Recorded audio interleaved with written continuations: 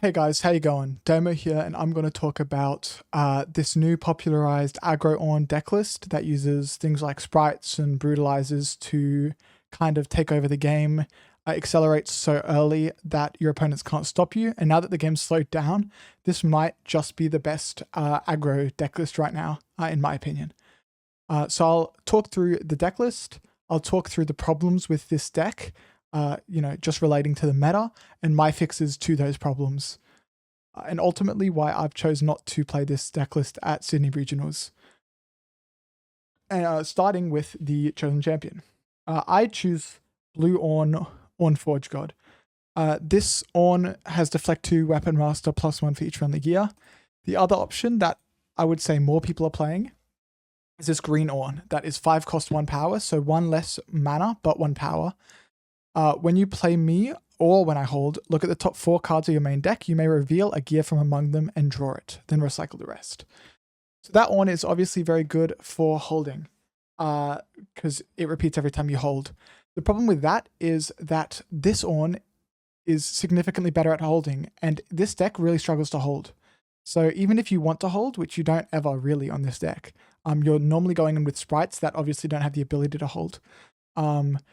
This deck is this Ornn is even better at holding. So just getting that effect off once isn't enough for me to get that Ornn that is 5 might rather than this Ornn that can get to 15-ish might on average. Either way, any Ornn that you play, a majority of games you shouldn't play them. In my experience, normally games are over before you have 6 spare mana to play an Ornn. Either way, the battlefields are Arena's greatest. Just accelerate the game, make it go fast. Ornn's Forge, it's still good, even though you don't play as many gears. You still play a lot of gears, and 1 extra mana every turn only for you is obviously really good. Then Treasure Hoard. Treasure Hoard I don't play in my main deck list for a few reasons. The main reason is because your opponents get a lot of use out of it. All the best decks in the game right now, like LeBlanc and Aurelia, they really like gold. They really like power. So in the main deck, when you're not conquering as much, it's not as good, but, and when the game's longer, but in this deck, the game is going to be, 5 or 6 turns on, on a fast game.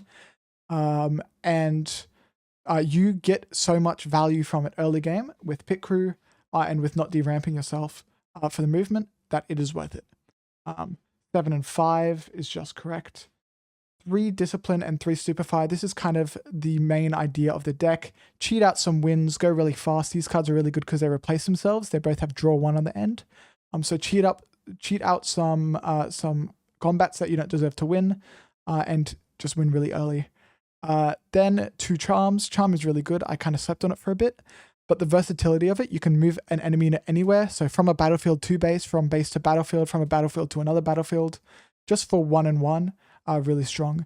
I used to have Singularity in my main deck and in this deck, but Singularity is really slow, and you really struggle to play it against any green deck that has Not So Fast or Windwall, for example. Then we have 2 Defys and 1 Not So Fast. You don't care about counter spells that much, but a lot of the new signature spells like Thrill of the Hunt and Karzik's signature spell, Poppy, Diana, these all can be defied. So that's really good. And another card that I'll go over later, Existential Dread, can be defied, which is really good. 2 Sprite Bursts. A lot of people run 3 and some people run 0. I think 2 is a perfect amount. It's really good. Turn 2 going second. Getting 2 ready sprites is really good early game. But mid game and even sometimes like early mid game, it kind of struggles to justify playing 5 cost for 6 might only this turn. So it's a bit weak. Pit Crew. We play 3 of these. This is basically our main card to get points in this deck. The other one of our main cards that is a gear. 2 cost 1 power, but since it's a gear, you can pay the power for your Ornn. This card has temporary. Then when you play this, play a ready sprite with temporary. Then when it dies to its temporary, when this gear dies to temporary, repeat the effect. Play another. So this is basically 2 cost, 0 power because you play with Ornn, 6 might, which is obviously sounds insane. This card is always basically a 2 free points, and then it can do interesting things like Ready Pit Crew, and then you have 6 might hitting the other battlefields, It's really strong in general. These are our two main attackers to get points. Another few ways to get points. Dropboarder, when you play me, if you have 2 more gears, ready me. This is just a 4 might accelerated unit, a lot more boring than Pit Crew. If I could play another 3 Pit Crews, I would obviously, but it's an okay card. We just need a lot of accelerate. More 2-drops, we have Plundering Poro. This is really good. Turn 1, play Plundering Poro. Turn 2, play Pit Crew and move in and conquer. Play a gold gear and ready Pit Crew. Then Lonely Poro, it's just a really good 2-drop in general. And we can just put this on a battlefield when we want to hold, move back, let it die, and, you know, kill one other thing. Thousand-Tailed Watcher, accelerated unit that can end our game. It's basically what we want. Play this at your end of your games to win, basically, is how it works. Brutalizer, I didn't like this in the last kind of set, but now that you have so many Sprite cards, this card reads +1, and if it was attached to me this turn, +2, another +2. So 3 might on this turn. Really good with sprites, obviously, because they die after not your turn, but their turn. At the beginning of your next turn, which is, you know, 2 turns. But yeah, so it works really well. Say they have 12 might at one battlefield. You can play a Sprite Burst, attach a Brutalizer, go in, attach a Brutalizer, go in. Kind of use it twice on your 2 different sprites instead of sending them both in at the same time. Poro Snax, when you play this, draw 1. And then tap 1 when you kill this, draw 1. Really good to waste. Sometimes you have like Ornn power that you're not using this turn for whatever reason. You can use this and it's a free draw. And generally it's really good, you know, draw 1 mana, 1 draw is obviously insane. Then 2 seals. We're only running 2 because seals obviously get more value the longer in the game you go. And we are trying to end the game fast. Also, if you get 2 or 3 of these seals in your hand, it's just a dead card, so we're only running 2, just to make sure we're not getting any dead cards. 2 Sterak's Gage. This card has really grown on me. If you guys have seen my other deck lists, I didn't really enjoy this card, but with more testing, I've found more value in this card, especially with things like Surprise Defenders existing in Rengar. This card is really strong. Then Shurelya's. Some people run Forge Fire Cape. You can test out the 2, but I enjoy using Shurelya's, especially when you play Ornn into Shurelya's to ready it. It's a really big, strong, you know, last attack late game to kind of close out the game. Unchecked Power, really good against Vex, LeBlanc, you know, a lot of these whole decks, Ivan, Ari. So this is why it's in the sideboard. Sometimes it's kind of hard. 1000-Tailed Watcher isn't enough to end sometimes against these whole decks. So Unchecked Powers is something you can slot in to make it easy. Then 1 Defy, 1 Wind Wall, 1 Not So Fast. These are just you add into some matchups. You could probably take 1 Wind Wall or 1 Not So Fast out if you really want to add a specific card in. But into matchups like LeBlanc and Victor, a lot of these yellow decks that you add in them in. Defy should probably add into things like Rengar as well. Yeah. Turn to Dust. This is just for Aurora, basically. Aurora's a really hard matchup, obviously. It's, you know, it just, you know, came top, like 6 out of 8 top 8s in this tournament that just happened. It's obviously an insane deck. It's in between Turn to Dust and Disarming Rake, which is obviously the 3-cost 1 power unit that is 2 might. Disarming Rake reads when you play me, kill a gear, and this says give a gear temporary. So if you give it to like Turn to Dust is worse versus things like Lucian and you know, things like Azir and a few others, Aurelia for example. But this is so much cheaper for matchups like Aurora. So I'm still flip-flopping against which one I want to include. But right now I'm leaning towards Turn to Dust, though I'm not sure. That is the deck list overview for Aggro Ornn, and I have it in the description if you want to try it out. A few problems I have with Aggro Ornn is right here, Vex Apathetic. 4 cost 4 might with Deflect, which is absurd. When an opponent plays a unit while I'm at a battlefield, stun it. This basically removes all of your accelerate in the game. So if you play a Pit Crew, you can't move it this turn. If you play a Dropboarder, it's not actually accelerated. All of your sprites are useless. Thousand-Tailed Watcher, you can't play accelerated. And even if you want to charm it for whatever reason, you can't because you have to pay a Deflect. It's a really problematic card, and do your own research, but every deck I've seen runs at least one. Every purple deck runs at least one in mainboard, multiple in sideboard. All Vexes run 3, and a lot of Dravens run 3. It's just kind of an insane card in the matchup, obviously. Then we have a card, Existential Dread. When you can only use this when you're attacking, but 1 cost, 1 power, repeat with 2 energy. Stun an attacking unit. If it's already stunned, return it to its owner's hand. They can just use this to stun 2 of your big units. And basically the game is, is cooked. You lose a turn basically to your units being stunned. I'll talk about my answers to these meta problems right now. Personally, I think this more normal base Ornn with a few changes to make it faster kind of achieves the same goal of speed in that the aggro has, with a lot more late game power that you can catch up with. So we're playing the same big Ornn, Aspirant's Climb because we're trying to go late game, still Ornn's Forge, and Sunken Temple. This battlefield I really like because you take advantage of it so much more than your opponents do. You get mighty really early with your gears, and tapping 1 to draw 1 is really good, obviously. 5 and 7, again. Now we're looking at our main units. 3 pit crews, obviously. We're trying to get a lot of points early game still. And then 3 Sprite Fountains. This card is still insane. Basically equal to Pit Crew in my opinion, maybe a tiny bit even better than Pit Crew is in this deck. Sprite Fountain we have 3 of, Pit Crew we have 3 of. Normally both of them, if you drop 1 of both, they're giving you at least 2 points each. So really strong card. Azir is one of our ganking options.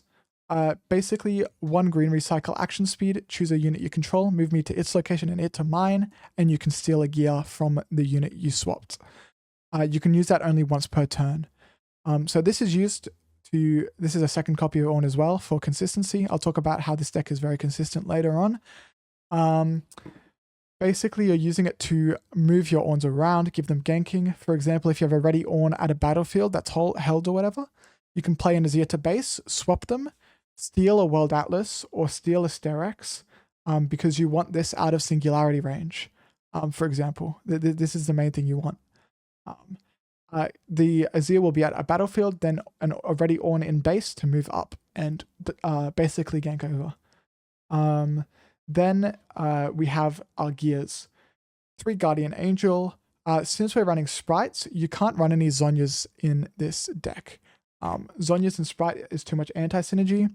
Another card you have to think of when you verse red, a lot of people are using this less now that there are better cards in red, but you still need to play around Angle Shot. This card reads, choose a unit and equipment with the same controller, attach that equipment to that unit, or detach that equipment from that unit. So this card can force Guardian Angels that are on bench unattached to be put onto Sprite Fountains, to sprites from your Sprite Fountain. This basically kills your Guardian Angel, and then your Sprite will just be recalled in your base, exhausted, that you can't use, and then it'll die next turn. So just play around that small matchup knowledge thing. 3 Poro Snax, a lot of draw. This deck has so much draw for consistency. 3 Seals, obviously we're going later, so Seals are better. 1 Shurelya's. So we have 3 options for Shurelya's. We're going to get them in a vast majority of our game. More than 80% of the time I get them. Then Spellsonger. That's because we're consistently drawing over half of our deck. If we draw half of our deck, it's about a 75% chance that we're getting ganking, and we're normally drawing over half. Even if you don't get ganking, in a lot of these games, you're already ahead in points and you can just hold, though you always do want the option to double conquer. Spellsonger, we're running 3 of these. You can run 2 of these, but again, because of consistency, I want to be drawing these, and sometimes even multiple of these in my games. Depending on matchups, I'll often mulligan if I get a Spellsonger in opening hand. Though that is very matchup dependent. For example, in LeBlanc, I do not, for a reason I'll go over later. 3 World Atlas. When I hold, play 2 Gold Gears Exhausted. This is the last tiny bit of anti-synergy I have in the deck. I talked about anti-synergy in the first decklist video I published. But sprites don't hold, therefore you don't get the golds from it. Still, it has a lot of synergy in Sunken Temple. If you attach a World Atlas to this, you can tap 1 and draw a card from Sunken Temple, as it is mighty. And same with Pit Crew, you're still forcing the draws. It's also really good with Azir to get it out of singularity range, so they have to, spend a lot more to kill your Azir. Then we have 2 Sterak's Gage. I used to have some two cloth armors, which is +2 for 1 mana. I've decided that the power cost doesn't matter that much, and with the addition of Surprise Defenders in Rengar, it is kind of more valuable to run Steraks. Spells, we're running 3 Defy, 1 Not So Fast, 1 Windwall. It used to be 2 Defy, 2 Not So Fast, 1 Windwall, but with the addition of more things that can be defied, for example, the new rebukes like Starcrossed and Existential Dread can both be defied. This has made me go up to 3 Defy, though in Sideboard I still do have the other 2 copies of Not So Fast and the other 2 copies of Windwall, so I have 9 copies of, counter spells total in this deck, which I'll talk about later.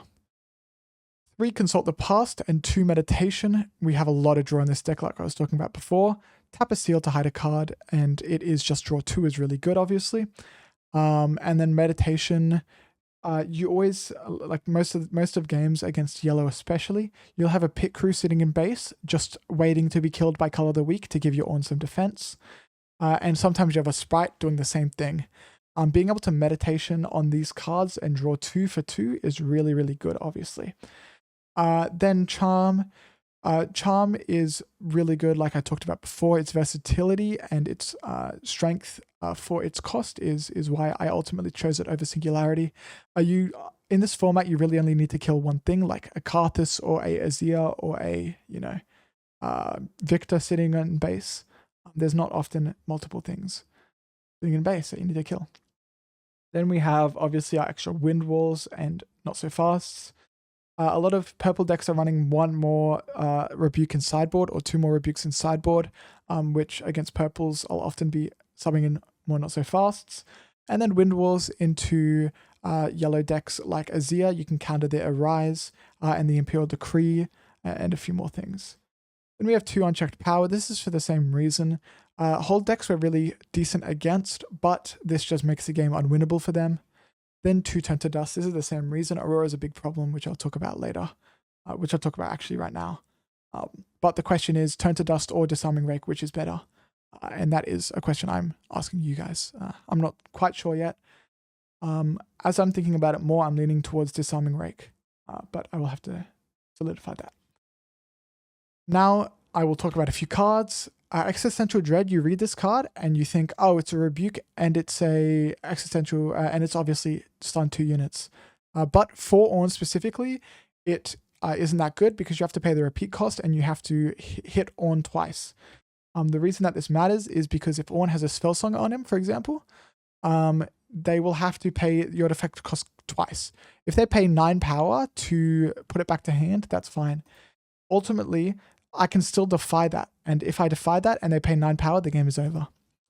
Then Starcrossed. This is the new rebuke-ish. Another option on top of Existential Dread.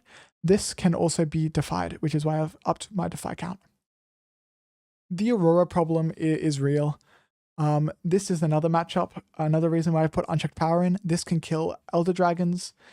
But ultimately, this card completely counters you. You have to run all of your counter spells. You have to dig for your Turn to Dusts, take out your Sterak's Gage, take out your World Atlas, and just try to kind of put all your counter spells in. You basically full sideboard in and hope that you can get there. Then the real reason why I'm running this card over this deck over the Aggro Ornn deck. Ruined Rex reads, Death Knell, deal 4 to an enemy unit. This card isn't you may deal 4 damage to an enemy unit. So when I'm Vessel Blanc, if they happen to play this down because they're not thinking, this isn't a known kind of interaction. If they copy Ruined Rex, I will just run in with my pit crew and let it die. I'll run in with my Sprite and let it die.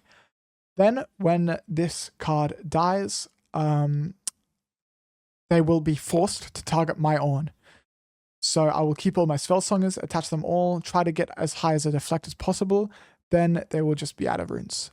And yeah, that is kind of the my opinions on the Aggro Ornn versus main Ornn deck list. In my opinion, base Ornn is already so fast because of Pit Crew and Sprite Fountain. You are obviously a little bit faster in Aggro Ornn, but not fast enough to justify losing the big Ornn. But test both decklists out. I'll put them both in the description. See which one you like more. I don't think this is a bad decklist at all. I'm just very scared of this absurd card that they printed. It has kind of scared me out of doing it. On top of that, I already have so many hours in this Ornn decklist. I don't see a reason why not to run it in the Sydney Regionals.